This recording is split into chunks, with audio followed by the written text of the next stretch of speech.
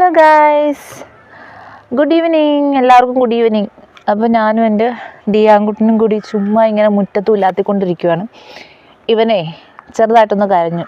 അപ്പോൾ കരയുമ്പോൾ ഇങ്ങനെ നമ്മളെടുത്തിട്ട് ഇങ്ങനെ ചുമ്മാ ഇങ്ങനെ മുറ്റത്തൊക്കെ ഇങ്ങനെ കൊണ്ടു നടക്കുമ്പോൾ അവന് ഇഷ്ടമാണ്.